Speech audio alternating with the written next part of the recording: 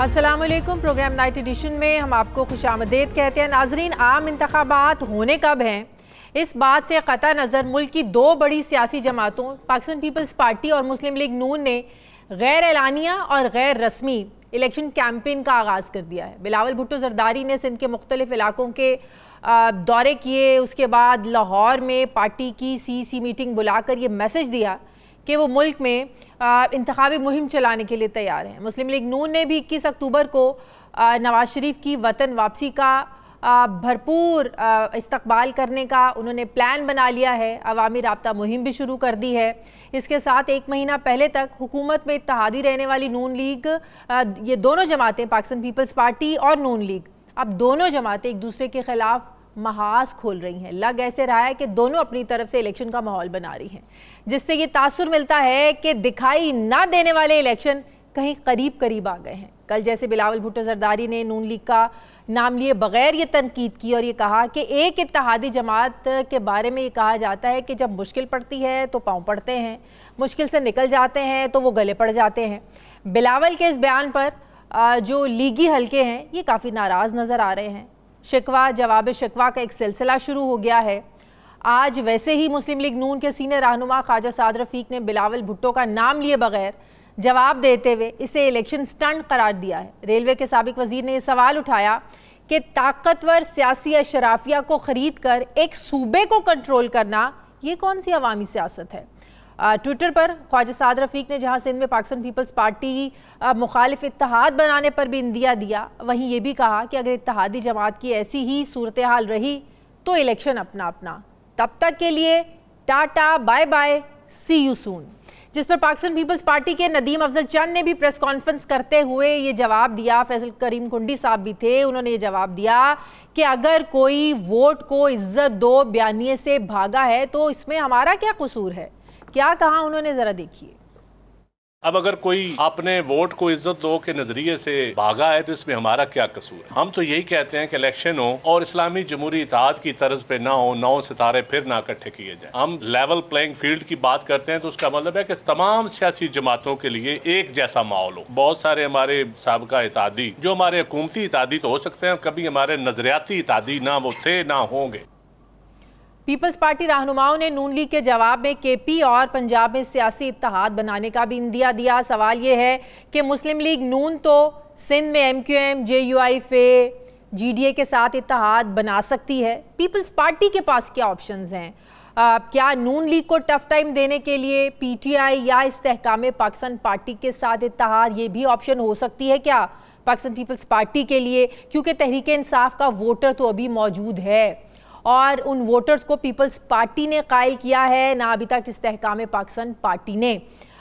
तो क्या अब हो सकता है, क्या वो वोटर्स इलेक्शन वाले दिन खामोश घर बैठेंगे या नून लीग के अगेंस्ट वोट देंगे? एक सवाल ये भी उठ रहा है कि फ़िलहाल तो PTI तो मुश्किल में है, उसकी लीडरशिप जेलों में है या फिर रोपोश है। अगर सियासी मंजरनामे में तब्दीली से उसे भी लेवल प्लेइंग फील्ड मिल जाती है तो नून लीग और पाकिस्तान पीपल्स पार्टी अकेले अकेले क्या इसका मुकाबला कर सकेंगी या फिर अपनी सियासी बका के लिए एक दफ़ा फिर से इत्तेहादी इन्हें बनना पड़ेगा? मैं बात करूंगी, मुझे ज्वाइन कर रहे हैं पाकिस्तान पीपल्स पार्टी के सीनियर रहनुमा फैसल करीम कुंडी साहब, लाहौर स्टूडियोज़ में मेरे साथ मौजूद हैं। अस्सलाम वालेकुम, बहुत बहुत शुक्रिया। अस्सलाम वालेकुम जी। फैसल साहब आपका। फैसल साहब, ये क्या हो रहा है? इत्तेहाद से निकलने के बाद शिकवा जवाब शिकवा, एक बात बिलावल करते हैं, 4 जवाब उधर से आ जाते हैं, फिर कहा जाता है अचानक कि नहीं नहीं नहीं हमारी तो पार्टी पॉलिसी नहीं है, हमें हमारे कायद ने मना किया। ये दोनों तरफ से हो रहा है। बिस्मिल्लाहिर्रहमानिर्रहीम। देखें, PMLN के कुछ दोस्तों ने बातचीत शुरू की और क्रिटिसाइज़ किया, और हालांकि हुकूमत एक कलेक्टिव रिस्पॉन्सिबिलिटी, और कुछ PMLN के दोस्तों ने ये बात की कि ये कलेक्टिव रिस्पॉन्सिबिलिटी होती है, हम किसी एक मिनिस्ट्री या किसी का जिक्र नहीं कर सकते। फिर बार बार होते हैं स्पॉयलर्स, होते हैं, हर पार्टी में होते हैं। तो डेफिनेटली जब कोई सवाल आएगा या कोई बयान आएगा तो उसका हमें जवाब डेफिनेटली देना पड़ेगा। हम खामोश होंगे तो लोग पूछेंगे कि जी आपकी खामोशी भी रजामंदी है, जो एक तरफ से सवाल आ रहा है या एक बात कर रहे हैं तो ठीक कर रहे हैं। तो जब भी कोई चीज़ आती है तो उसका हमने डेफिनेटली रिबटल देना पड़ता है, और हम नहीं चाहते कि हमारे ताल्लुकात ख़राब हो। मेरा अच्छा एक टाइम गुजारा है और हम नहीं चाहते कि हमारे ऐसे कोई ताल्लुकात ख़राब हों, और अगर कोई बात आएगी तो उसका जवाब तो डेफिनेटली हमें देना पड़ेगा, हम उस पर खामोश नहीं रह सकते। लेकिन जो गिले शिकवे आप किए जा रहे हैं ये इत्तेहाद से निकलने के बाद ही क्यों? क्या गिले शिकवे। आज साद रफ़ीक साहब ने कहा कि हम इतिहाद बनाने सिंध में जा रहे हैं। वेलकम, बनाएं, किसी ने मना तो नहीं किया। हमें तो आज कह दिया कि हम उसको गुड लक कहते हैं कि आप जाएं, जो आपको जिन जिन लोगों के साथ आप इतिहाद करना चाहते हैं आप बिल्कुल करें, ये आपका जमहूरी हक है। नए इलेक्शन होंगे, नए अलाइंसेस बनेंगे, हम अपनी पार्टी का मैनिफेस्टो लेके जाएंगे। हमारी पार्टी जाहिर है उनका राइट है सिंध में, आपका राइट है पंजाब में, हर सूबे में। सिंध में नहीं है, देखिए उनका हर राइट हर पूरे पाकिस्तान में है, हमारे पूरे पाकिस्तान में है। हर सियासी जमात का है, जो जिसका इतिहाद बनना चाहे उसको कोई रोक नहीं सकता, और न किसी पाबंदी है। और इंशाल्लाह हम सरप्राइज देंगे इतिहाद। लेकिन ऐसा ना हो कि पीटीआई को काउंटर करते करते दोनों को फिर से इतिहाद करना पड़ जाए। देखिए पीटीआई भी एक सियासी जमात है, और आप देखें कि 9 मई के बाद एक या उससे पहले चंद साल हम यहाँ पाकिस्तान में हमें एक नैरेटिव मिला था गुड और बैड का। तो बैड पीटीआई शायद इलेक्शन न लड़े, गुड पीटीआई इलेक्शन लड़े। तो पाकिस्तान पीपल्स पार्टी तो रिकॉन्स्टिट्यूशन की पॉलिटिक्स करती है, इतिहाद की पॉलिटिक्स करती है। तो हम सियासी जमातें हैं हमारे, हम देखेंगे हम किसके साथ एडजस्ट कर। बिलावल साहब का किसकी तरफ इशारा था कि को एक इत्तेहादी ऐसा है जो मुश्किल पड़े, पैरों में मुश्किल से निकले तो गले पर हाथ, कौन है? आपने तो पहले ही क्लियर कर दिया है कि हमने उनकी तरफ इशारा, मैं तो उस पर वो कर रहा था, लेकिन आपने खुद ही कह दिया कि ऐसी बात नहीं। देखें हम तो ये इशारा नून की तरफ था। नहीं, देखें हम ये कह रहे हैं कि पार्टियों को इलेक्शन से नहीं भागना चाहिए। अब सियासी लोग हैं ना, हम सियासी लोग हैं, आपके पास आते हैं, आपको मतलब है आपके ज़रिए आवाम को जवाब दे हैं जी। फिर हमने जो 16 महीने की हुकूमत की है, या जो 5 साल की हुकूमत होती है, जितने साल की हुकूमत होती है, आप वो अपना जो है पूरा वो जो है लेके जाते हैं आवाम के पास। आवाम आपको एक्सेप्ट करती है कि रिजेक्ट करती है, ये आवाम ने फैसला करना है। कैसे कह सकते हैं कि नून लीग इलेक्शन से भाग रही है? देखिए हम कह रहे हैं कि जल्द से जल्द इलेक्शन होने चाहिए। हमने 90 डेज़ का नैरेटिव दिया कि 90 डेज़ में इलेक्शन होने चाहिए। हम ये कह रहे हैं कि अभी भी हम कह रहे हैं कि इलेक्शन जल्द से जल्द होना चाहिए, कॉन्स्टिट्यूशन में है। लेकिन हमारे पीएम जल्द अज जल्द या 90 डेज़, देखिए अब तो आज तो मैं नहीं समझता कि 90 डेज़ पे उतर सकते, क्योंकि जो टाइम 1 महीने का गुजर गया है, जो स्केड्यूल आना है, आई डोंट थिंक सो कि 90 डेज़ का होगा। लेकिन हम ये भी कह रहे हैं, हमने पहले दिन से कहा, और हमारे PMLN के दोस्त कह रहे थे कि नहीं जनवरी फरवरी में इलेक्शन होगा। तो हम तो इलेक्शन कमीशन के पास गए, हमने कहा देखें आप हमें डेट बता दें, ये एक सुरंग है और सुरंग की उस तरफ अंधेरा है, उजाला नहीं है। आपने स्केड्यूल दे दिया डिलिमिटेशन का, हमने उसको भी उस वक्त भी कहा कि आप डिलिमिटेशन को ज़रा वो करें और इलेक्शन की डेट भी दें, तो उस पर फिर हम डिबेट करेंगे। फरवरी में आ जाती है इलेक्शन की डेट, फिर भी डजंट मीन कि नून लीग इलेक्शन से भाग रही है। नहीं देखें फरवरी में क्यों आएगी, देखें आपको मार्च में सेनेट है। नहीं फिर फॉर एग्जांपल एक बात है, इस पर भी डिबेट कर लेते हैं। देखिए एक बात तो ये है कि पहली बात है कि इलेक्शन जल्द से जल्द होना चाहिए। एक मफरूज़ा चल रहा है जी, इलेक्शन सेनेट इलेक्शन से पहले इलेक्शन हो जाएगा। फॉर एग्जांपल खुदा ना करे कल क्या यार कौमी असम्बली भी नहीं है, 4 सूबाई असम्बली में तो सेनेट भी ना हो, तो फिर क्या हो जाएगा? हम इलेक्शन जो है फिर ऐसा ना हो कि नून के भाई हमें कहें कि एक और नया ट्रक बनाएं और सर्दियों की शामों में जो है हम ट्रक पे सवार हों और इलेक्शन के लिए तारीख मांगें। फिर कौन कौन चढ़ेगा उस ट्रक में? फिर तो हर कोई अपने रिपोर्ट कार्ड, अपनी बका के लिए हर कोई चढ़ेगा। नहीं, अपना रिपोर्ट कार्ड दे के फिर हर कोई चढ़े कि कौन क्या कह रहा था। आप ये क्लिप सारे संभाल के 16 महीनों की रिपोर्ट का तो आपको भी उतना ही जवाब देना पड़ेगा। बिल्कुल, हम अवाम में जाएंगे, हम अपना जवाब देंगे। आप तैयार हैं? बिल्कुल तैयार। मईशत का बोझ उठाने के लिए हम कहते हैं कल इलेक्शन का अनाउंस करो और हम जवाब देने को तैयार हैं। हनीफ अब्बासी साहब कहते हैं हमसे 16 महीनों का हिसाब ना मांगे, आप हमारा मवाजना करें जो नवाज शरीफ का 2013 से लेकर 2018 तक का दौर था, आप उससे मवाजना करें, 16 महीनों का हिसाब ना मांगे। तो वो नवाज शरीफ साहब के तर्जुमान बने थे ना, शहबाज शरीफ साहब के नहीं बने। ये मुझे तो यही नजर आ रहा है। चलिए आपको नजर आ रहा है ना? नहीं, आपको क्यों नजर नहीं आ रहा? नहीं, मैं तो आपसे सवाल पूछ रही हूं। 16 महीने वज़ीर आज़म कौन थे? शहबाज शरीफ थे। तो उसके हिसाब किससे लें? आप भी था। नहीं, हम तो इत्यादि हम तो मान रहे हैं ना कि हम तो देंगे। तो अच्छा, आप जवाब देने के लिए तैयार? नहीं, हम तो अपने देखें, हम 10 वजारतें हमारे पास थी, हम बाकी वजारतें PDM के साथ थी। अच्छा, अगर आप हमसे 10 वजारतों का हिसाब मांगे तो हम वो भी देने को तैयार हैं। अब अगर हनीफ अब्बासी साहब कहते हैं कि मैं शहबाज शरीफ साहब का तर्जुमान नहीं हूँ और उसके हिसाब किताब देने को तैयार नहीं हूँ और 2013 से 18 तक का जो है वो हिसाब देने को तैयार हूँ, तो आप खुद समझ लें। आप 10 वजारतों के अलावा और किसी वजारत के जवाब दे नहीं? अगर आप सवाल पूछेंगे तो उसमें हम जवाब देंगे, लेकिन देखें जो चीज़ें, सपोज मैं स्पेशलिस्ट ऑन पॉवर्टी एलिवेशन, आप पॉवर्टी एलिवेशन का जो जो सवाल पूछेंगे मैं आपको अभी यही मेरा सवाल और यही एक और चीज़ है कि एक और मिनिस्ट्री जो कि हमारे पास नहीं थी, किसी और उसके साथ थी, इत्यादी जमात के साथ थी, तो उसके मेन सेलेंट फीचर तो हमें पता होंगे, लेकिन हमें ज़्यादा डिटेल तो उसकी नहीं पता होगी ना। तो आप हमसे जो हमारी फाइनेंशियल मैटर्स अगर आपसे पूछें, आप आवाम के पास जाएं, अपनी कैंपेन्स करें, आप क्या बताएंगे हमने क्या किया, आवाम को क्या रिलीफ दिया? आवाम अगर आपसे पूछते हैं आप क्या कहेंगे? डॉक्टर साहब से जाके पूछें। नहीं, हम डार साहब को नहीं कहेंगे, डार साहब से तो कुछ ना कुछ पूछना पड़ेगा डेफिनेटली, लेकिन साथ साथ जो है देखें हमने जो 16 महीने में कारकर्दगी, मैं तो अभी खुद बताऊंगा कि हमने अगर बेनज़ीर इनकम सपोर्ट प्रोग्राम में जिस तरीके से हमने गरीब लोगों को इनरोल किया, उनके बच्चों को इनरोल किया, जो हमने वो दिए वो तो हम देने को तैयार हैं। उसके बाद हमारी बाकी जो वजारतें उसको भी हम तैयार हैं। हम कलेक्टिव रिस्पॉन्सिबल हैं पूरी हुकूमत का। हम ये नहीं कहते कि हम इसके रिस्पॉन्सिबल नहीं, इसके रिस्पॉन्स, हम कलेक्टिव रिस्पॉन्सिबल हैं और पूरी हुकूमत के हम जवाबदेह हैं। लेकिन हमें कटहरे में सबको खड़ा करें और बोलें कि आप इसका जवाब दें, आप इसका जवाब दें। जो फ्रंट पे थे वो तो भागना चाह रहे हैं। कौन भागना चाह रहे हैं? वो ही भाग ही रहे हैं ना कि हमसे जवाब ना मांगे। फ्रंट पे तो नून लीग थी ना। मैं समझता हूँ कि नहीं भागना चाहिए। देखिए, अगर आपने देखें अवाम से वोट लेना है ना, कि कहीं और से लेना है, अगर अवाम से लेना तो अवाम की अदालत में जाए। बट लेकिन आप लोग क्या रेडी हैं पॉलिटिकल प्राइस पे करने के लिए? जो आप लोग हमेशा कहते रहे हैं, नून लीग भी कहती रही, आप लोग भी कहते रहे हैं कि हमें इसकी पॉलिटिकल प्राइस पे करनी पड़ेगी। जाहिर है जो मौशी फैसले होते थे, कलेक्टिवली होते थे। हम क्यों कह रहे हैं कि इलेक्शन हो? हम भी कह देते हैं नहीं, फरवरी मार्च में इलेक्शन कराओ। वाहिद जमात। अच्छा, फरवरी मार्च में अगर क्या हो जाएगा? बहुत कुछ। देखिए, हम ये कह रहे हैं कॉन्स्टिट्यूशन क्या कहता है, आपस में बैठे। कॉन्स्टिट्यूशन ये कहता है कि आप 90 डेज़ के अंदर, हम तो पहले भी कहते 60 डेज़ में इलेक्शन हो, असम्बली अपनी टाइम पूरी करे। इन्होंने कहा नहीं 2-3 दिन पहले तोड़ दें, 90 डेज़ में हमें 1 महीना और कैंपेन के लिए चाहिए। ये CCI का बहाना बनाते हैं। CCI आर्टिकल 224(5) जो है वो ये कहता है कि अगर आप सीटें बढ़ा रहे हैं, फॉर एग्जाम्पल अगर आप सीटें बढ़ा रहे हैं तो फिर आप अब 21 से 24 करोड़ आवाम हो गई है, आबादी हो गई, लेकिन सीटें नहीं बढ़ा रहे हैं क्योंकि टोटल मेजोरिटी नहीं थी। जाहिर है आइन में अब डिलिमिटेशन करनी है और वो जिलों के दरमियान करनी है। तो इस पिछले साल भी डिलिमिटेशन हुआ। मैं आपको सारा डेटा मौजूद है, कंप्यूटर्स मौजूद हैं, आपके ज़िले ऑफिस हैं, सूबाई ऑफिस है, आप बहुत जल्दी कर सकते हैं। 1 महीने क्यों डिले किया आपने डिलिमिटेशन को? आप डिले ना करें। आप एक एटमी मुल्क है, पाकिस्तान एक एटमी मुल्क है, आप उसको एडॉक पे ना चलाएं। आप एक इलेक्शन करें, एक पार्लियामेंट है और जिसको भी आवाम वोट करती है, जिस पार्टी को करती है उनको हुकूमत कर देते हैं। लेकिन हम फिर हमारे जहनों में तो सवाल आता है कि 90 डेज़ आपको जब KPK की इलेक्शंस के लिए तहरीक इंसाफ मुतालबे करी थी, 90 रोज़ में वो भी होना चाहिए, पंजाब में भी होना चाहिए, मामला सुप्रीम कोर्ट में भी गया। अब तो उसके ऑपोजिट खड़े थे क्योंकि उस वक्त आप हुकूमत में थे। तब आप लोग आइन के साथ क्यों नहीं खड़े थे? जब पंजाब के इलेक्शंस की बात आई, इलेक्शन कमीशन ने डेट भी दी और बातें हुई, तो उस वक्त पाकिस्तान पीपल्स पार्टी ने अपने कैंडिडेट्स फाइनल कर लिए थे।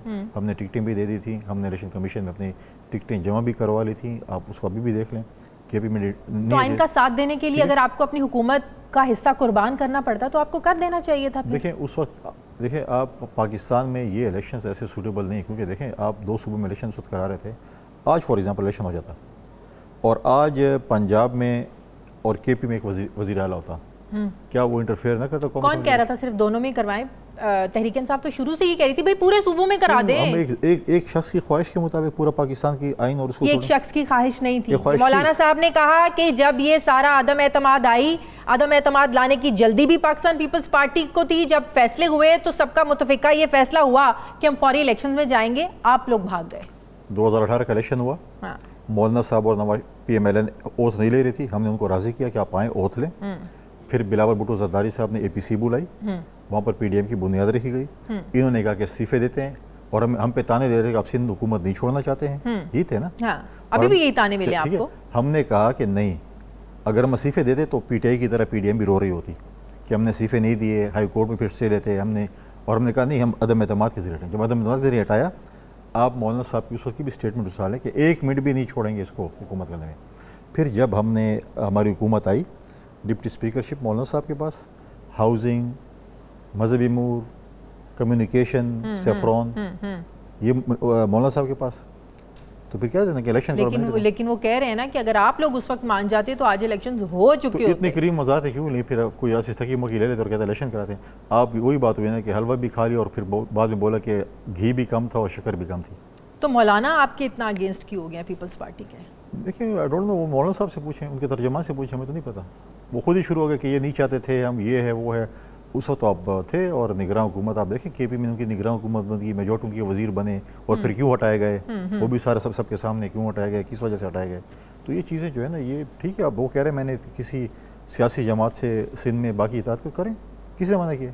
पहले भी आपने किए, अभी भी करें। आप लोग मुतालबा तो करते हैं 90 डेज़ 90 डेज़ 90 डेज़, स्ट्रैटेजी नहीं बताते कि अगर 90 डेज़ में नहीं हुए तो क्या करेंगे आप लोग? देखिए, हमने अभी भी हमारी CC की मीटिंग हुई थी और उसमें हमारे बहुत से पार्टी के दोस्तों के बहुत से इशूज़ पे तहफ़्फ़ुज़ात थे और वो जो है हमने इख्तियार दिया प्रेसिडेंट जरदारी साहब को कि वो इन इत्तेहादी जमातों के साथ जिन्होंने कमिटमेंट की थी कि हम इलेक्शन जल्दी कराएंगे, आप उनसे बातचीत करें आप हमें उस पर जो है हमें अपडेट करें।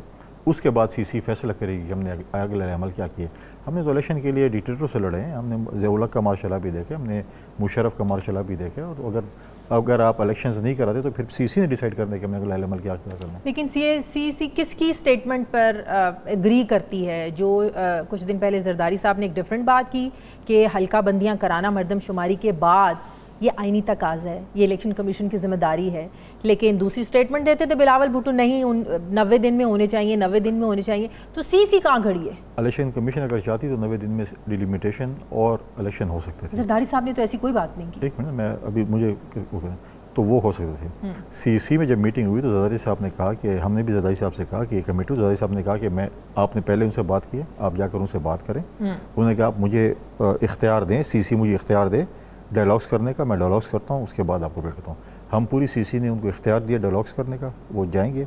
उसके बाद जो भी जवाब आता है, अगर इलेक्शन होता है वेल एंड गुड, नहीं होता तो फिर जो सीसी फैसला करेगी वो प्रेसिडेंट जरदारी साहब भी मानेंगे और वो बिलावल साहब भी मानेंगे। ठीक है, लेवल प्लेइंग फील्ड कैसी चाहिए आपको? सबको हम चाहते हैं कि इक्वल जो है वो लेवल प्लेइंग। आपकी आर्म ट्विस्टिंग कौन कर रहा है? हमारी आर्म ट्विस्टिंग इस वक्त कोई नहीं कर सकता कि कर रहा है, ना कोई कर सकता है। हम सिर्फ ये कह रहे हैं कि देखें, पंजाब में भी पूरे चारों सूबों में इस वक्त जो है निगरान हुकूमत है, और निगरान हुकूमत में केपी और पंजाब में, मुझे बलूचिस्तान का इतना नहीं पता, सब कुछ हो रहा है। भर्ती भी हो रही है, डेवलपमेंट स्कीम्स भी चल रहे हैं, नई स्कीम भी दे रहे हैं, सब कुछ हो रहा है। लेकिन सिंध में सब कुछ बंद कर दिया गया है, ठीक है। और सिंध में जब सब कुछ बंद कर दिया गया, हम कह रहे हैं कि ठीक है आप बंद कर दें, लेकिन जो चीज़ें जो फ्लड में लोगों के, गरीब लोगों के घर बन रहे थे, जो और चीज़ें हो रही थी, ऑन गोइंग स्कीम्स थी, वो तो आप कम से कम जारी रखें। आपने अगर वो इधर नहीं कर रहे हैं, आप वहाँ पर पंजाब में नई अपॉइंटमेंट्स भी हो रही हैं, ट्रांसफ़र पोस्टिंग भी, वॉट एवर जो भी हैं, नई स्कीम्स भी जा रही हैं। परसों हमारे जो मेयर हैं कराची के, उससे सिंध हुकूमत ने बुलेट प्रूफ, क्योंकि हालात ख़राब थे, बस बुलेट प्रूफ गाड़ी थी, वो विड्रॉ कर दी। कल एक किसी मीडिया के किसी उसने ट्वीट की कि जी ये बड़ी ज़्यादती है कि ये वो बुलेट प्रूफ गाड़ी वापस ले ली गई है और सिक्योरिटी के हैं, तो कल ये जो है ना सूबाई हुकूमत जिम्मेदार होगी। उस पे वहाँ के होम मिनिस्टर ने जो ट्वीट का जवाब दिया, वो अगर मैं यहाँ पे कहूँ तो आपको बीप करना पड़ेगा। तो उसने वो जवाब दिया, और फिर उसके बाद उसको रियलाइज़ हुआ कि मैंने क्या कहा, फिर उसने वो डिलीट कर दी। लेकिन वो ट्वीट तो हमारे पास पड़ी है। तो इलेक्शन कमीशन भी जानिबदार, हम भी देखें, नहीं हम ये कह रहे हैं कि मैं अगर आप मुझसे सवाल करें उसके बाद जवाब में आपको गाली दूँ तो ये तो नहीं है ना। बिल्कुल, आप अगर मिनिस्टर हैं, आप हुकूमत हैं, तो आप उसको टेक्निकल जवाब दें, बोल दें कि हमने विड्रॉ कर ली, वी आर रिस्पॉन्सिबल, हम नहीं देते गाड़ी। लेकिन अगर आप किसी को उसके ट्वीट के जवाब में गाली दें, I don't expect this from such a. कौन सा ऐसा फोरम है जहां आप ये सारे मामला एड्रेस कर? हमने इलेक्शन कमीशन को, ताज हैदर साहब ने लेटर लिखा हुआ है और उस पर उन्होंने अपने खदशात का इजहार किया हुआ है, और हम इस चीज़ के अभी इंतज़ार में है कि हमारे जो है ये जो रिजर्वेशंस हैं ये एड्रेस होंगे। और हम उम्मीद करते हैं इलेक्शन कमीशन से, क्योंकि चीफ इलेक्शन कमिश्नर माजी में जिन सीटों पर रहे हैं उन पे हमें एतमाद है, और उनका एक बड़ा क्लीन जो है वो बैकग्राउंड है, और हम समझते हैं कि उस चीज़ को देखेंगे और equal playing field election commission सबको देगी। नैब तरमीम के हवाले से जो कल एक जजमेंट आई है, पाकिस्तान पीपल्स पार्टी का क्या मौक़िफ़? देखिए, हम उसको पहले से एक्सपेक्ट कर रहे थे कि इस किस्म की जजमेंट आएगी। अफसोसनाक अमर यह है कि जाते जाते चीफ जस्टिस साहब ने, अभी तो है मेरे ख्याल में, साबिक नहीं बने, थोड़ा टाइम रहेगा, चीफ जस्टिस साहब ने एक फैसला सुना जो कि हमें उम्मीद थी, लेकिन उन्होंने 2-1 से फैसले हुए, लेकिन उनसे डिसेंडिंग नोट नहीं पढ़ के सुनाया और आवाम को नहीं बताया कि डिसेंडिंग नोट में क्या लिखा था। जज मैंने कल पढ़ के सुना। हाँ, तो वो जो है अब उन्होंने जो किया तो करें, हमें तो कोई उस पर वो नहीं है। केसेस दोबारा खुल जाएंगे और 7 दिनों के अंदर, 5 दिन के अंदर खोल दें, ठीक है, खोल दें। हमने पहले भी नैब को भुगता है। हम तो हमेशा कहते थे कि नैब हमेशा, देखिए, पॉलिटिकल विक्टिमाइजेशन के लिए इस्तेमाल होता है, नैब हमेशा आर्म ट्विस्टिंग के लिए इस्तेमाल होता है, पार्टियाँ तोड़ने के लिए इस्तेमाल होता है। वो न करें, उसके बाद जो एहतसाब अपने करने करें। माजी में भी हम चाहते थे कि आप लोगों को तो हुकूमतें करने के मौके मिले, आपको भी, नून लीग को भी, क्यों आपने इसको? देखिए, उसके लिए आपको मेजॉरिटी चाहिए, पाकिस्तान पीपल्स पार्टी के साथ मेजॉरिटी। हम जब 18वीं तरमीम कर रहे थे, हम आर्टिकल 62-63 ख़त्म करना चाहते थे, और हमारे PMLN के दोस्तों का नहीं करना, नून लीग नहीं मानी थी, और उसी में खुद फंस गए। नैब क्योंकि 2008 से 13 तक हमारी हुकूमत थी, कोई पॉलिटिकल प्रिजनर नहीं था जेल में, अब अभी रिकॉर्ड निकालें। लेकिन हमने हमेशा, हमारे पास इतनी मेजॉरिटी नहीं रही कि हम नैब का जो है उसका खात्मा कर सकें, और नैब जो है एक ऐसा इदारा है, आपको पता है कि नैब में जिस वक्त आप कोई प्ली बार्गेन करते हैं अफसरान के साथ, नैब के अफसरान को कितना हिस्सा मिलता है उसके अंदर? उसकी भी तहकीकात कर लें तो वो तो खुश हो। तो मैं कहता हूँ ये अगवा बर तावान का इदारा है। आप कह दीजिए आपने फ़लाँ ने 5 अरब 10 अरब खा लिया, हाँ इतने लें, इतनी हमारी बीच में कमीशन बन जाएगी। तो अब आपकी बात फिर आप लोग एक तहैया करें ना, आपकी हुकूमत आए, नून लीग की आए, खैर पीटीआई तो अगेंस्ट इसके गई है, आप लोग इसको बदलेंगे, सिर्फ तो, नारा ना लगाएं। नहीं देखें, हमारी तो हुकूमत जब भी आती है हमने तो ये बात की है, लेकिन हमारे जब उस वक्त हमें कभी भी हमारी एक्चुअली हुकूमतों में रहते हुए कोई सोचता नहीं है कि कल को हमारे गले पे भी पड़ सकता है। देखिए हम इतने खुशकिस्मत नहीं है कि हमें ऐसी हुकूमत दी जाए, हम मांगते भी नहीं हैं, हम बैसाखियों वाली हुकूमत नहीं मांगते। हम जब हमारे पास जब मेजॉरिटी आएगी तो हम कर लेंगे, हम बैसाखियों के जरिए नहीं आना चाहते। पेट्रोल पता है कितना हो गया? पता है कितना? मैं डलवाता हूँ। कितना हो गया आज? कितने का डलवाया? 300 प्लस हो गया। नहीं 300 प्लस कितना हो गया? 300 प्लस तो पहले भी हुआ था, 306 तो आज मुझे नहीं पता। नहीं मुझे नहीं पता, आपका दफ्तर इतना दूर था, वरना मैं स्काइप पे कर लेता प्रोग्राम। अभी आपको ऑफिस आने के लिए ज़रूरत नहीं पड़ी पेट्रोल? क्यों नहीं पड़ी? मैंने रास्ते में डलवाया। 332 रुपए। देखें अफसोस, देखें सीरियसली अफसोसनाक अमर है, चाहे पेट्रोल की कीमतें बढ़ रही हैं, चाहे बिजली की कीमतें बढ़ रही हैं। हमें जो है वो एलीट क्लास कहें या वॉट एवर अपर क्लास कहें, उसको टैक्स जोन में लाना पड़ेगा, गरीब लोगों को हमें रिलीफ देनी पड़ेगी, वरना ये चीज़ जो है वो बेरेबल नहीं है। और निगरान हुकूमत को भी इस पर देखना पड़ेगा कि जो चीज़ भी, जवाब क्या देंगे इलेक्शन, जो चीज़ भी आए उनके पास, तो वो ऐसा ना करेंगे। जो चीज़ भी अगर वो कहें 50 रुपये बढ़ा तो आप साइन कर दें। आप वो IMF के हुकूमत न बने या वज़ीर-ए-आज़म ने जो IMF के थ्रू आ जाता। हमने तो एक पॉलिटिकल वज़ीर-ए-आज़म लेके आए, हमें पता है कि एक बलूचिस्तान से आया है और उसको पता है कि इलेक्शन कितने मैनेज होते हैं और कितने मुश्किल सियासतदानों को होती है, इसलिए हम उसको लेके ये बात की बात है। और लेकिन जो है हम कह रहे हैं वोट अभी इस सिचुएशन में लेना है आप लोगों को, हम तैयार हैं अवाम में जाने के लिए, इसी महंगाई में लेना हम अवाम में जाने के लिए तैयार हैं, हम अपना मैनिफेस्टो ले जाने के लिए तैयार हैं। हर किसी को तैयार होना चाहिए, आना चाहिए अवाम में। इस वक्त अगर आप देखें, सिंध से बिलावल साहब ने अपने विजिट का आगाज़ किया, उनके अपने पार्टी के दोस्तों के पास जाना था ताज़ियत के लिए भी, उसके लिए भी। वो सिंध में भी थे, वो साउथ पंजाब में भी थे, वो लाहौर में भी, आज भी लाहौर में वो घूम फिरे। वाहिद लीडर पाकिस्तान में कोई घूम रहा है वो बिलावल भुट्टो ज़रदारी साहब हैं, बाकी तो मुझे नज़र नहीं आ रही। राजा रियाज साहब ने बाकायदा शमूलियत इख्तियार कर ली है मुस्लिम लीग नून में। ये तो पहले बातें होती थी, कैसे अपोजिशन लीडर है, सबको पता था नून लीग के टिकट पे उन्होंने इलेक्शन लड़ना है। अपोजिशन लीडर थे, हमें उनके लिए नेक ख्वाहिशात, गुड लक, क्या कहते हैं, गुड लक, गुड लक। जब आप देखेंगे फिर आप भी कहेंगे good to see you in Noon league. नहीं, मैं तो खुदा ना करे कि मैं उधर जाऊँ, तो उधर हैं, तो जब हर किसी का अपना जमहूरी हक है, वो जिधर जाना चाहते हैं इस सब को। ठीक है, बहुत बहुत शुक्रिया। Thank you. Pakistan People's Party के सीनियर रहनुमा फैसल करीम कुंडी साहब मेरे साथ थे, बहुत बहुत शुक्रिया आपका। मुझे प्रोग्राम में एक ब्रेक लेनी है, नाज़रीन वापस आते हैं एक छोटे से वक्फे के बाद।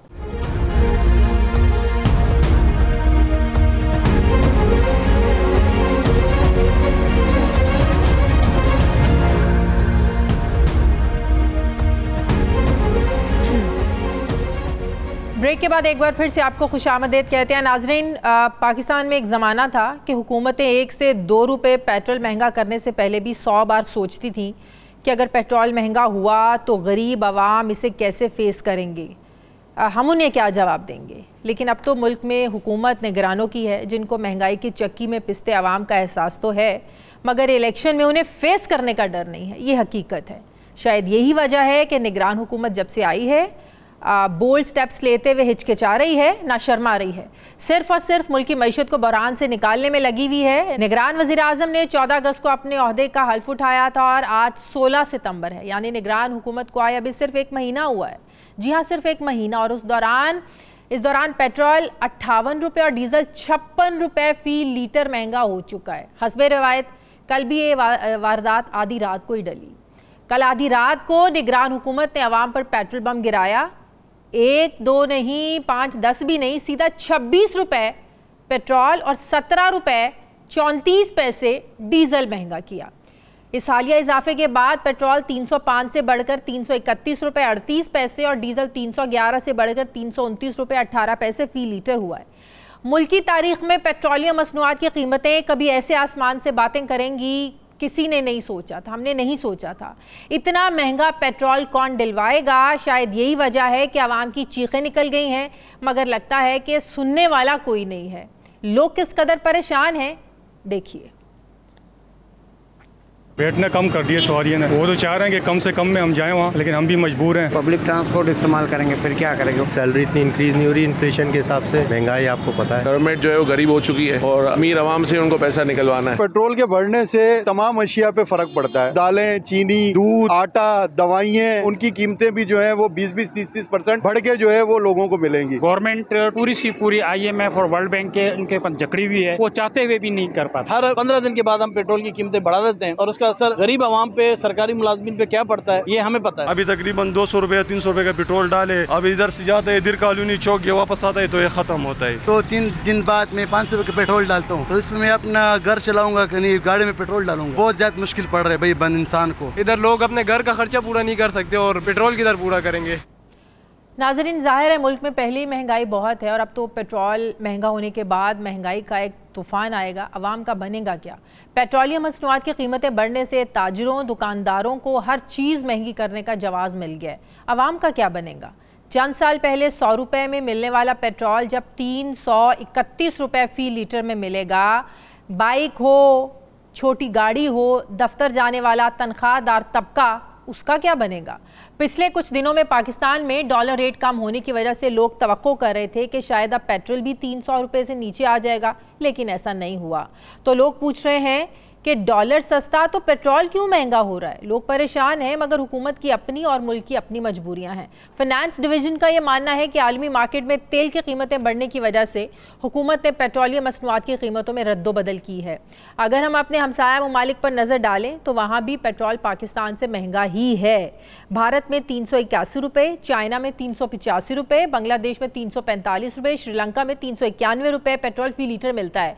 लेकिन एक मसला है और वो ये है कि वहाँ जो फ़ीकस आमदनी है पाकिस्तानियों की निस्बत वो ज़्यादा है। हमारे यहाँ फ़ीकस आमदनी कम है, यहाँ पर कुव्वत ख़रीद ना होने के बराबर रह गई है।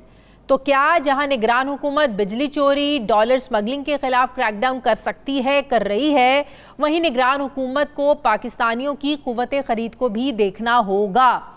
नाजरीन, मौजूदा सूरत हाल का एक पहलू ये भी है कि मुल्क में इस वक्त निगरानों की हुकूमत है और सियासी जमातें इलेक्शन में उतरने के लिए तैयार हो रही हैं। सवाल ये है कि अवाम ने पीपल्स पार्टी हो, नून लीग हो, PTI, सबको बारी बारी जो है ना वो आजमा लिया है। सब ने अवामी मसले हल करने की बजाय हमेशा उनमें इजाफा ही किया है। फिर ऐसे में कौन है जो अवाम और मुल्की मसाइल को हल कर सकता है? ऐसे में इस्तेहकाम पाकिस्तान पार्टी तो ये नारा लगा रही है कि वो इक़्तिदार में आकर अवाम के दुखों का मदावा करेगी और मोटरसाइकिल वालों को आधी कीमत पर पेट्रोल दिया जाएगा। सवाल ये है कि इस्तेहकाम पाकिस्तान पार्टी को अगर मौका मिलता है तो वो कैसे करेगी ये? इस हवाले से इनके पास प्लान है क्या? टीम है कहाँ जिससे इन्हें ये लगता है कि वो आवाम की मुश्किलों को आसानियों में बदल सकते हैं? मैं बात करूंगी इस्तेहकाम पाकिस्तान पार्टी की सीनियर रहनुमा डॉक्टर फिरदौस आशिक आवान साहिबा मुझे ज्वाइन कर रही हैं। अस्सलाम वालेकुम, बहुत बहुत शुक्रिया डॉक्टर साहिबा आपका। डॉक्टर साहिबा, कितना दुख और अफसोस हो रहा है आज आपको। कभी सोचा था कि पाकिस्तान में जहाँ फ़ीकस आमदनी ऑलरेडी कम है, जहाँ पे बड़ी मुश्किल से अब 2 वक्त की रोटी मिलती है एक गरीब बंदे को, अब जहाँ बिजली का बिल देना भी महाल हो गया है, ऐसे में बच्चों ने जब सुबह स्कूल जाना है, नौकरियों के लोगों ने नौकरियों के लिए मोटरसाइकिलों पर जाना है, 331 रुपये फ़ी लीटर पेट्रोल डलवाना कितनी तकलीफ दे बात है। बिस्मिल्लाहिर्रहमानिर्रहीम। शाजिया, सबसे पहले तो चूँकि ये एक अवामी इशू है और अवामी नुमाइंदा होते हुए मेरा ये फ़र्ज़ है कि मैं अपने अवाम के जो मसाइल, मुश्किलात और उनके साथ जुड़ा जो ये एक जुल्म की दास्तान है उसको बयान करूं और इस करब के साथ बयान करूं कि मेरे इर्द गिर्द जो मेरे वोटर्स हों, सपोर्टर हों, मेरा स्टाफ हो या आम पाकिस्तानी जिस महंगाई की चक्की में पहले पिस रहा था और उसकी सांसें उखड़ी हुई थी, वो प्रॉपरली अपने 2 वक्त की रोटी के लिए मैनेज करने के लिए हाथ पांव मार रहा था, वहाँ ये समझे कि कुंद खंजर से उनको ज़बह करने की जो कोशिश हुई है वो अवाम के लिए एक भारी भरकम पत्थर साबित हुआ है। ये रात की तारीकी में जो होने वाला इजाफा है, अब उसको देखना यह है कि निगरानों को हम कैसे मुर्द इल्जाम दें इनका ये तो अभी जुम्मा 8 दिन हुए हैं, इनके लिए जो है वो इकोनॉमी की इस सूरत हाल को रातों रात ठीक करना मुमकिन नहीं है। लेकिन इसके साथ साथ जो स्टेप हमें उठाने की जरूरत है एज अ नेशन, हम रवायती तौर पे पिछले 16 महीनों में जो पीडीएम इत्तेहाद था बशमूल पाकिस्तान पीपल्स पार्टी, ये सब उन्हीं का किया धरा है। उन्हीं के इक़दामात की वजह से आवाम को आज इतनी तकलीफ हो रही है। नहीं, उसमें यकीनन वो भी जिम्मेदार हैं, लेकिन 3.5 साल वाले जो हैं उन्हें भी बेल आउट नहीं किया जा सकता, और खास तौर पे उन्हें बेल आउट 3.5 साल वालों ने जब उनको महंगा करने का कहा जा रहा था, 3.5 साल वालों ने तो 10 रुपए फी लीटर कम किया था। वो एक यही दर्दनाक कहानी है और यही वो सुहाने ख्वाब है और यही वो पीठ के पीछे खंजर घोंपने वाला जो किस्सा है। क्योंकि आप मुझे बताएं शाजिया कि अगर 100 रुपए की सब्सिडी उस वक्त की हुकूमत दे रही थी जब उसे यकीन हो गया था कि अब हम किसी सूरत भी अपने पॉलिटिकल और ये जो गवर्नमेंट का इस वक्त का स्ट्रक्चर है उसको कैरी ऑन नहीं कर सकते, तो उन्होंने 100 रुपए उस पेट्रोल पे सब्सिडी दी। और वो किस तरह दी कि मोटरसाइकिल वाले को भी 100 रुपया, प्राडो वाले को भी 100 रुपया, लैंड क्रूजर वाले को भी 100 रुपया, मर्सिडीज वाले को भी 100 रुपया।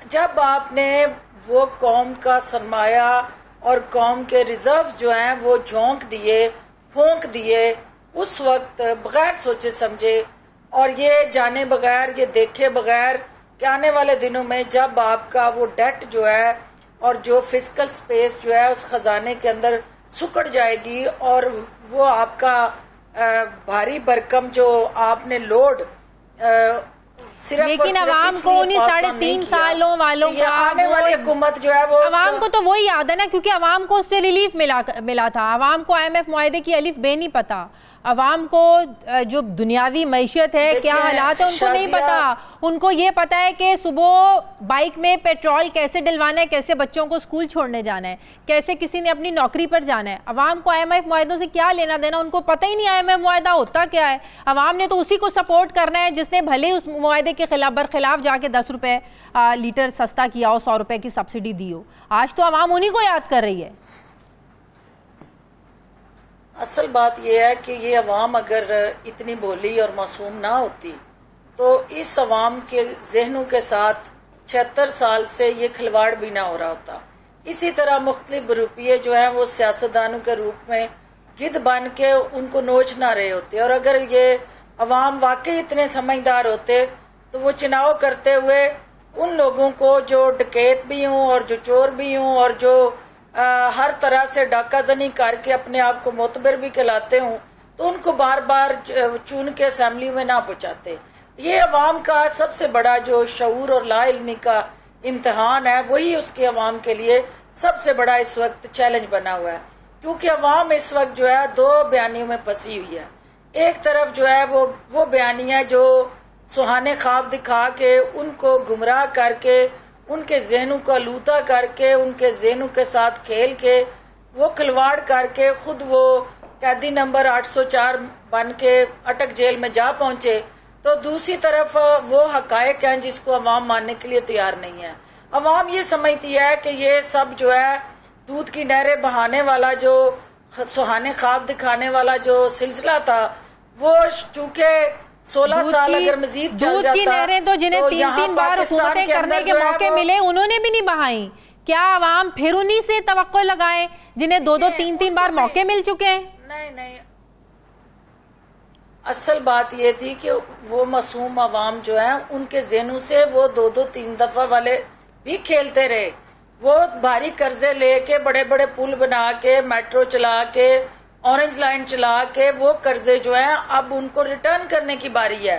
तो अवाम ये बिजली पैदा करने वाले जो कारखाने लगाने वाली बारियां लगाने वाली हुकूमत थी उनके किए हुए MOUs है और उन्होंने उस तरह के MOUs किए कि जिसके कैपेसिटी चार्जेस की शक्ल में आप वो बिजली खरीदें या ना खरीदें, लेकिन वो पावर जनरेशन यूनिट्स जो पैदावार कर रही हैं आपको वो खरीदनी डॉक्टर साहब आप लोगों के पास क्या प्लान है? इतनी महंगी बिजली है, आप लोगों के पास क्या प्लान है? ये जो मुआहदे हैं जिनकी आप बात कर रही हैं, ये तो अगले 10-10 साल अभी मुआहदे चल रहे हैं, ये पेमेंट्स तो करनी पड़ेंगी।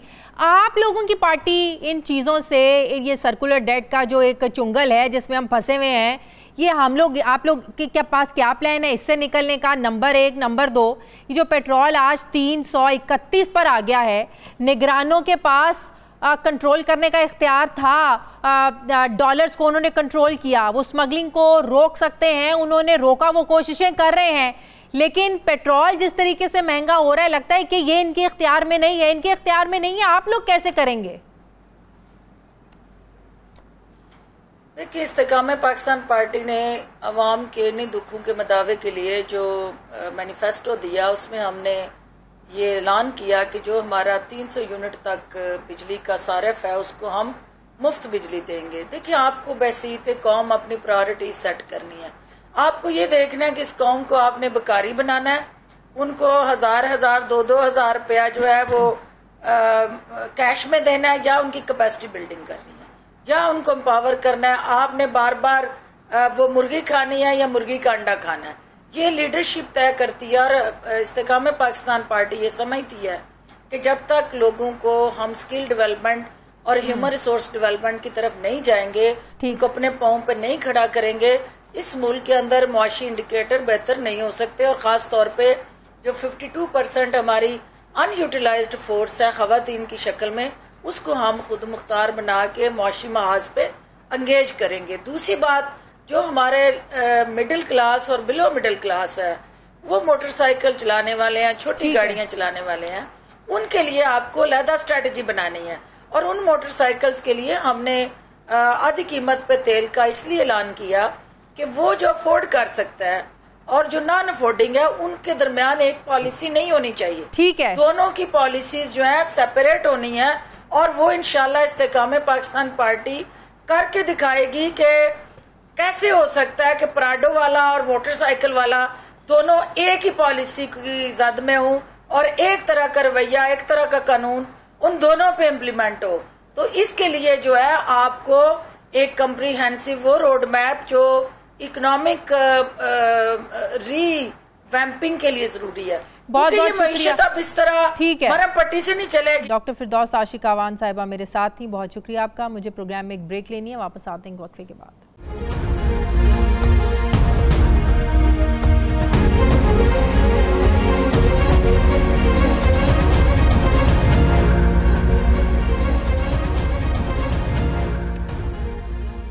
ब्रेक के बाद एक बार फिर से आपको खुशामदीद कहते हैं। नाजरीन, अमेरिका के 7वें सदर एंड्रयू जैक्सन की किसी भी मुल्क की अदलिया की अहमियत को बयान करते हुए एक बड़ी मशहूर कहावत है, वो ये है कि all the right secured to the citizens under the constitution are worth nothing and are mere bubble except guaranteed to them by an independent and virtuous judiciary. इसका मतलब ये है कि शहरियों को आइन में मिलने वाले हुकूक तब तक कुछ भी नहीं है, महज एक बुलबुला है, जब तक उन हुकूक को एक आज़ाद और नेक अदलिया यकीनी ना बनाए। नाज़रीन, इस कोटेशन में अदलिया को लेकर एक ट्रस्ट है, एक सेंस ऑफ सिक्योरिटी महसूस होती है, लेकिन पाकिस्तान में सियासत के ईवानों ने फैसलों को तो दूर अदलिया को भी नहीं बख्शा। पाकिस्तान के 28वें चीफ जस्टिस उमर अत्याब बंदयाल आज रिटायर हो रहे हैं। उनके लगभग 19 महीनों का टेन्योर कुछ सियासी मुकदमात के फैसलों को लेकर खासा मतनाज़ समझा जा रहा है। वैसे तो मुल्क में पॉलिटिकल पोलराइजेशन ने इदारों को तो दूर अफराद को भी नहीं बख्शा, लेकिन उनके दौर में सुप्रीम कोर्ट के जजेस के दरमियान एक वाज़े तकसीम नज़र आई जो उनकी रिटायरमेंट तक बरकरार रही। और तकसीम की वजह से जो बेंच बनता उसको ये देखकर अंदाज़ा लगाना बिल्कुल मुश्किल नहीं होता था कि फ़ैसला क्या आने वाला है, फ़ैसला क्या आएगा। हम ख्याल जजेस जैसे अल्फाज खबरों और तज्जियों का हिस्सा बनने लगे, लंबे लंबे इख्तलाफी नोट फैसलों का हिस्सा बनने लगे। चीफ जस्टिस उमर अत्ताब बंदयाल ने फरवरी 2022 में अपने ओहदे का हल्फ उठाने के बाद सबसे पहले मीडिया की खबरों में उस वक्त वो आए जब कौमी असम्बली के स्पीकर की तहरीक अदम एतमाद की रूलिंग कासिम सूरी के फैसले ने इमरान खान रजीम चेंज का फैसला किया। तो chief justice Umar Ata Bandial PTI के सोशल मीडिया ट्रोल्स के निशाने पर आ गए, जानिबदारी के बहुत से इल्ज़ामात लगने लगे। फिर सदर आरिफ अलवी ने एक रेफरेंस के ज़रिए सुप्रीम कोर्ट से ये भी पूछा कि वो कानून 63A की तशरीह करें, तो चीफ जस्टिस ने फैसला सुनाया कि मुनहरिफ रुकने पार्लियामेंट पार्टी पॉलिसी के खिलाफ अगर वोट देगा तो उसे शुमार नहीं किया जाएगा। यही वो सुप्रीम कोर्ट का फैसला था जिसके नतीजे में हमजा शहबाज को पंजाब के वज़ीर आला के ओहदे से हटाया गया था और चौधरी परवेज़ इलाही को वज़ीर आला पंजाब बनाया गया था। फिर उस फैसले के बाद पीडीएम के इत्तेहादी हुकूमत ने भी चीफ जस्टिस को मतनाज़े बनाना शुरू कर दिया, बल्कि इस फैसले को ही तनाज़े की जड़ करार दिया जाता है। पंजाब और केपीके की फिर जब असम्बलियाँ तोड़ी गई और फिर मामला शुरू हुआ 90 रोज़ का। चीफ जस्टिस की सरबराही में 9 रुकनी बेंच से शुरू होने वाला मामला 3 रुकनी बेंच ने सुना और हुक्म दिया कि पंजाब में 14 मई को इलेक्शन करवाए जाएं। फंड्स और सिक्योरिटी के लिए वफाकी हुकूमत को अहकामात दिए, मगर हुकूमत ने फैसला मानने की बजाय इस अदालती फैसले के आगे पार्लियामेंट को खड़ा किया, क्योंकि फैसले पर 3-2 और 4-3 का तनाज़ा खड़ा हो गया था। चीफ जस्टिस अदालती फैसले पर अमल दरामद करा सके, ना ही तौहीन अदालत की कार्रवाई कर सके। उल्टा पीडीएम की जमातों ने जलसे जुलूसों में चीफ जस्टिस के खिलाफ मुहिम जोई शुरू कर दी। फिर मामला आया 9 मई के बाद चेयरमैन पीटीआई को गुड टू सी यू के कहने का, जिस पर खासी तनकीद हुई, आज तक होती है। फिर प्रैक्टिस एंड प्रोसीजर बिल पर पार्लियामेंट और सुप्रीम कोर्ट में एक तनाव का माहौल रहा, जिसमें चीफ जस्टिस के इख्तियारात को महदूद करने की कोशिश की गई थी। चीफ जस्टिस ने इस मामले पर स्टे ऑर्डर जारी किया, वो भी आज तक बरकरार है। अब यही वो फैसला होगा, मामला होगा जो नए चीफ जस्टिस काजी फायज ईसा के लिए एक बड़ा चैलेंज होगा कि आया वो अपने इख्तियारात को रेगुलेट करवाने के लिए तैयार हैं या नहीं। फिर दूसरा एक बहुत बड़ा चैलेंज अदलिया में तकसीम के माहौल का है। नए चीफ जस्टिस को इससे निपटने के लिए भी यकीनन अपनी तमाम सलाहियतों को बरोए कार लाना होगा। इसके अलावा फिर बेंचेस की तश्कील पर काजी फायज ईसा को भी खासा मोहतात रवैया अपनाना होगा, वरना अभी भी सियासी तकसीम का माहौल तो वैसे का वैसा ही है और जानिबदारी के इल्ज़ामात लगने में हमारे यहाँ वक्त नहीं लगता। काजी फायज ईसा की वजह शोहरत एक आज़ाद और एक नडर जज की है, जो किसी किस्म के भी दबाव में आए बगैर फैसले करते आए हैं। ऐसे में उनके फैसले अवाम का इंसाफ की फराहमी में अदलिया पर वो एतमाद बढ़ा पाएंगे। नया मुनसिफ आने से, नए चीफ जस्टिस के आने से सियासी मंजरनामे पर इसके क्या असरात हो सकते हैं, मैं बात करूँगी। सीनियर सहाफ़ी तज्ज़ियाकार मज़हर अब्बास साहब मुझे ज्वाइन कर रहे हैं। अस्सलाम वालेकुम, बहुत बहुत शुक्रिया मज़हर साहब आपका।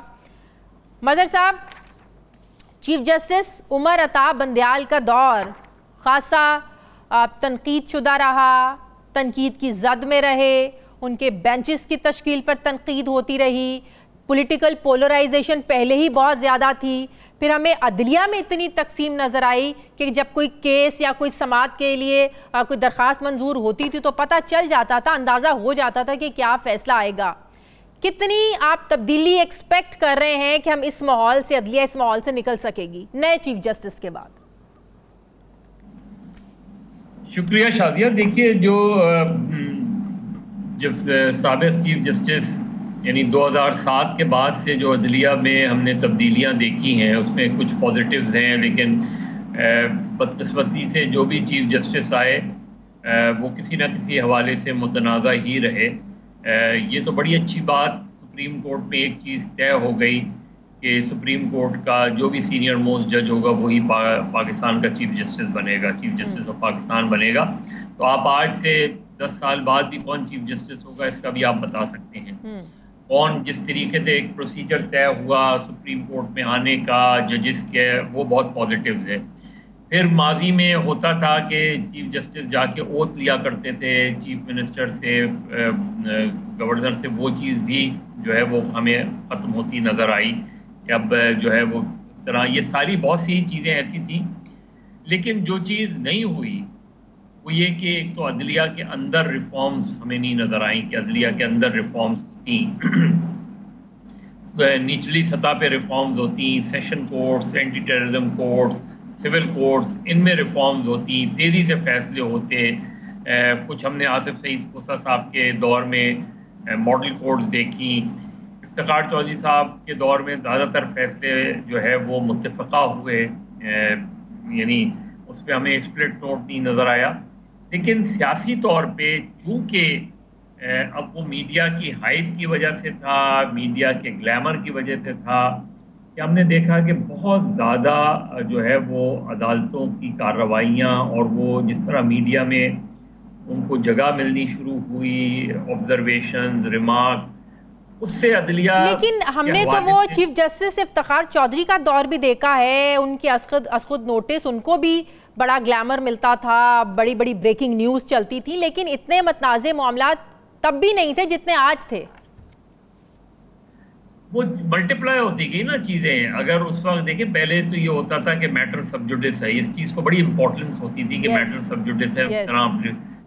उसमें चले एक जो है वो मीडिया के अंदर प्राइवेट टीवी चैनल्स आए, उसमें आगे वो चीज़ें, लेकिन फिर पॉलिटिसाइजेशन ऑफ जुडिशरी बढ़ती गई।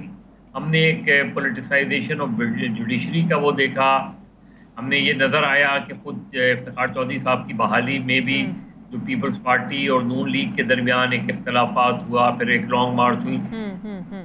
तो ये एक सिलसिला चलता रहा जो आसिफ सईद खोसा, साकिब निसार और फिर उमर बंदियाल साहब के पीरियड में।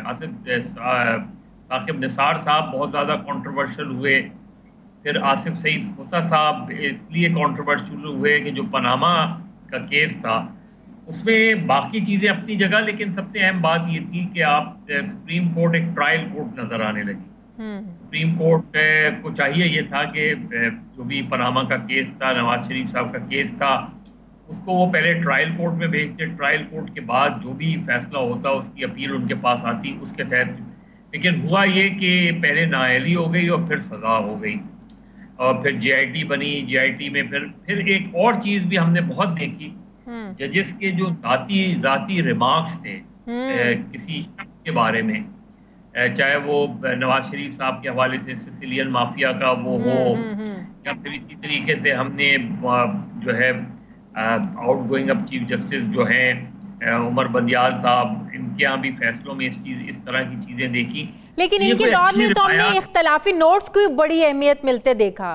जो इख्तलाफी नोट थे, जो इख्तलाफी नोट तो शादिया इख्तलाफी नोट तो एक part of judiciary, part of judgments होता है, ये कोई ऐसी बात नहीं है। लेकिन असल चीज़ जो उमर बंदियाल साहब ने नहीं की और जो काजी फायद ईसा साहब को करना बहुत ज़रूरी है, वो ये कि जुडिशरी एक फैसलों को छोड़ दें, लेकिन जुडिशरी की पोलराइजेशन कम होनी चाहिए, ख़त्म होनी चाहिए। वो रिवायात जो मादी में हैं कि अगर जो चीफ जस्टिस होता है उसकी बेंच में, उसकी अपनी बेंच में सीनियर मोस्ट जज ज़रूर बैठा होता है। इसी तरीके से जो बहुत कॉन्स्टिट्यूशनल क्वेश्चंस हैं, बड़े सीरियस कॉन्स्टिट्यूशनल क्वेश्चन हैं, उसके लिए आप फुल कोर्ट बनाएं। सबसे पहले तो कादी फायद ईसा साहब को करना ये चाहिए। ये खबर है कि जो उन्होंने एक डिनर कॉल किया है गालिबन कल, उसमें उन्होंने सारे चीफ जस्टिस को बुलाया है, सारे जजेस को बुलाया है सुप्रीम कोर्ट के, जो कि एक अच्छी बिगिनिंग है। लेकिन उसके बाद एक फुल कोर्ट मीटिंग भी उन्हें करनी चाहिए। फुल कोर्ट मीटिंग करें, जो भी इश्यूज हैं उनको सॉर्ट आउट करें, और उसके बाद बेंच की जो भी तश्कील का, अब जाहिर है 18 तारीख को वो उन्होंने केस फिक्स किया है प्रोसीजर एक्ट के सिलसिले में, उसमें देखें, क्योंकि हो सकता है उसको इम्कान तो इसी चीज़ का है कि उसकी हेयरिंग फुल कोर्ट को करनी चाहिए। और भी बाकी चीज़ें जो इस तरह के सेंसिटिव मामलात हैं, वो बेहतर है कि फुल कोर्ट के सामने जाएं, ताकि फिर किसी को ये तासुर ख़त्म होते वक्त लगेगा। इस पर आप समझते हैं ये काम ज़्यादा करने की ज़रूरत है? जो जस्टिस उमर अताब बंदियाल पर ये इल्ज़ामात लगते रहे हैं कि आउट ऑफ द वे जाके एक जमात को रिलीफ फराहम किया जाता रहा है, चाहे वो 63A पर सदारती रेफरेंस का मामला हो या KPK या पंजाब में इलेक्शंस करवाने का मामला हो, इस पर बहुत ज़्यादा तनकीद हुई।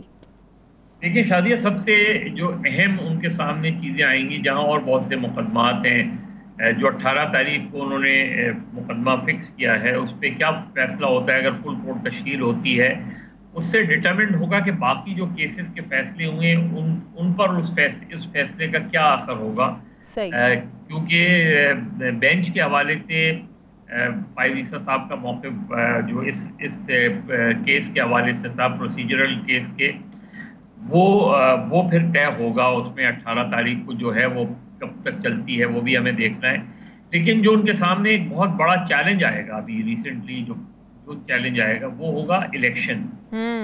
इलेक्शन अगर बियॉन्ड कॉन्स्टिट्यूशनल जो एक आपकी रिक्वायरमेंट है कि 90 डेज में इलेक्शन हो, अब 90 डेज नवंबर में ख़त्म हो रहे हैं, मिड नवंबर तक, गालबन 6 या 7 नवंबर तक। अगर उस तारीख तक इलेक्शन नहीं होते तो ये एक बड़ा मसला आएगा काजी फाइज ईसा साहब के पास, उसके उनके लिए बड़ा चैलेंज होगा। सही। मेरा ख्याल है काजी फाइज ईसा साहब के ऊपर बड़ी जिम्मेदारियां हैं। सबसे अहम उनका बाकी जो केसेस होते हैं किस तरह होते हैं, जाहिर है हर केसेस पे सब के सब कुछ नहीं होते, बिल्कुल जिनके खिलाफ फैसला जाता है वो मायूस होता है। लेकिन असल उनका टेस्ट है कि सुप्रीम कोर्ट का ये जो तासुर है कि सुप्रीम कोर्ट तकसीम हो गई है और नजर भी आया और सुप्रीम कोर्ट डिवाइडेड है, पोलराइज्ड है, पॉलिटिसाइज है। इस तासुर को अगर फाइज ईसा अपने टेन्योर में जो है वो ख़त्म करने में कामयाब हुए तो ये उनके लिए, और कुछ ऐसी बुनियादी जैसे 184(3 है, सुओ मोटो है, सही, उस सिलसिले में अगर उन्होंने चीज़ों को बेहतर किया तो मेरा ख्याल है फाइज ईसा साहब जो अपनी रिवायत छोड़ के जाएंगे वो बड़ी मजबूत रिवायत छोड़ के जाएंगी और उन्हें कम से कम ये नहीं होगा कि अलविदाई रेफरेंस में अपने आप को बचा के वो उसमें शरीक ना हो।